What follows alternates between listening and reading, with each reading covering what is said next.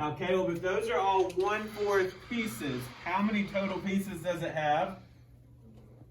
And how many are shaded in? 1. So let's go ahead and do that. So all the lines should be going down. So 1, 2, 3, 4 pieces with 1 shaded in. So I'm going to give you just a second to set your models up.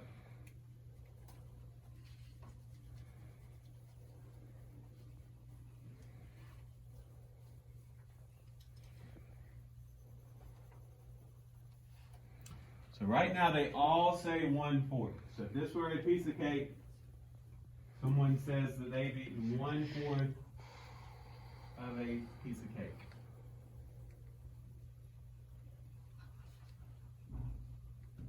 So thumbs up if you agree and see how that's 1 out of 4.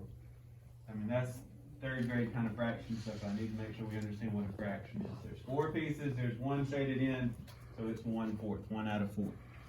Now, I want to take this second one and I want to make it into something else that's the same thing as 1/4.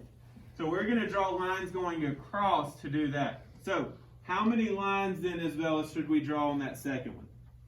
We can just do 1, okay? So now, Isabella, how many total pieces do we have?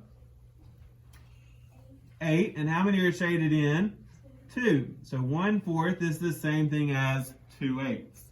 I want you to do one on the last fraction that equals 1/4. You can choose how many lines to draw across. You don't have to make it a pattern. You can make it as simple or as complicated as you choose, but it's got to be true. You've got to be able to prove it with that model.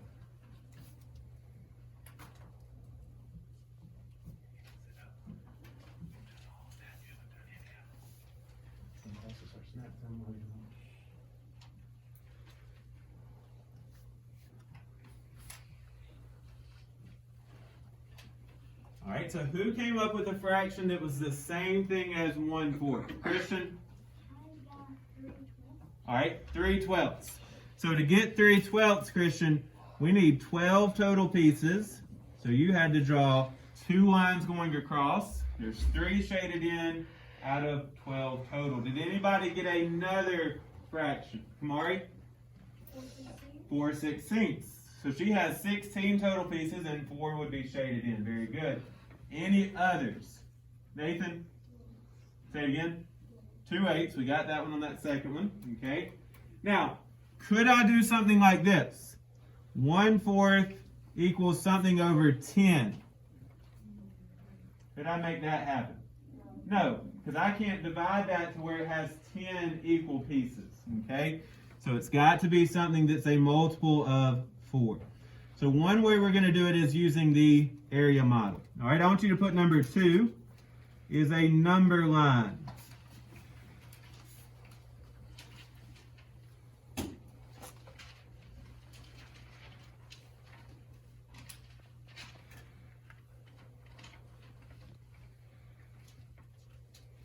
Now, Patrick said it earlier, but who can remind me, all fractions come between which 2 whole numbers? Clazel? Which 2 whole numbers though? 0 and 1. They can fall between others, but they technically are between 0 and 1. So I want you to start your number line with 0, and we're going to end it with 1.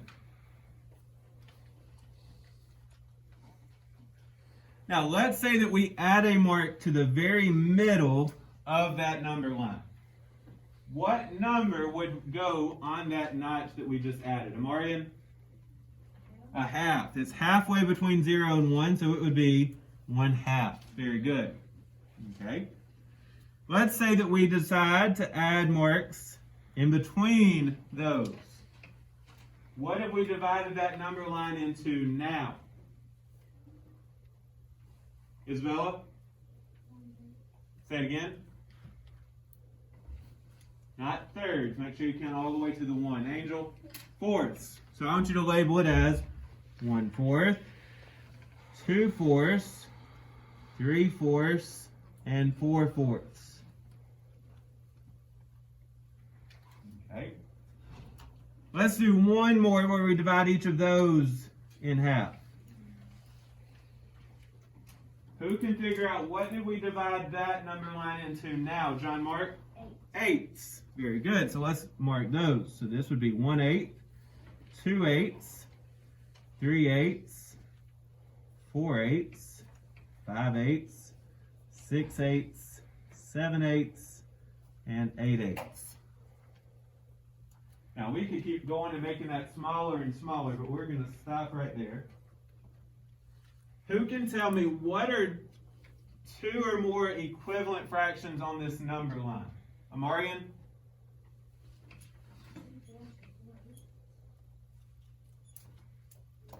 Say that again. 2/4 and 4/8. I want you to circle all of those right there in the middle. Those would all be equivalent to 1/2. They look different, they sound different, but they all are 1/2 on the number line. What's another set of equivalent fractions that you see? Marian? 3/4 and 6/8. They fall in the same spot on the number line. They look different, they sound different, but they're the same. Kamari? 1/4 and 2/8. Very good. So notice we can use that number line to also show where some equivalent fractions fall. Okay? Real quick before we break for lunch, let's get our last way that we can show equivalent fractions. So number 3 is to use multiplication or division.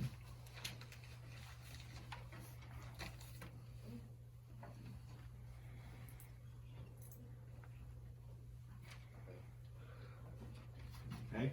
Now this is the quickest way and probably the easiest way. So let's say that I have 1/3 and I want to make an equivalent fraction for 1/3. Now, is there anything that I can divide by both 1 and 3 other than 1 right here? Clazel, say it again. Divide by 2? Could I divide by anything? No, so if I can't divide, I have to multiply. But I could multiply by 2, Clazel. So 1 times 2 would be, and 3 times 2 would be 6. So 1/3 is equal to 2/6 when we multiply them both by 2. All right, what if I had something like this? 1/5. Somebody tell me an equivalent fraction for 1/5. Khalees?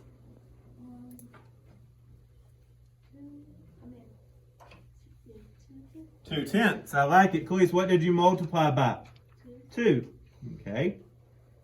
All right, let's do one more like that. What if we had 2/3? What is another equivalent fraction for 2/3? Demetrius? 4/6. Now, you don't always have to multiply by 2, but you can start with something just that easy, okay? Now, notice, what did we multiply with on top and bottom? Did we use the same number or different numbers? The same. I want you to write that down. Always use the same number on top and bottom.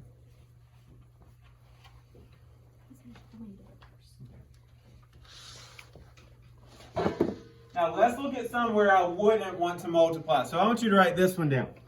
21/28. Now I would not want to multiply either of those by 2, 3, anything, because I'd have to work it out. So we could divide on this one because there's something that both could be divided by. Does anybody notice what I could divide each of those by? Micaiah? 7. Very good. So Micaiah, 21 divided by 7 is, and 28 divided by 7 is 4. So 3/4. So if we don't multiply, then we can look to divide. Let's do one more of those. Let's say 30/35. Now I wouldn't want to multiply to make an equivalent fraction here. So if I can divide, I want to divide on this one. Isabella, what could we divide each of those by? 5. So Isabella, what would be the equivalent fraction? 6/7. Very good. Awesome. So equivalent fraction are two fractions that mean the same thing, They look different and they sound different, but they are the exact same value, okay? So we're going to use those notes in our workbook in just a little bit whenever we start back up after lunch. So right now, go ahead and close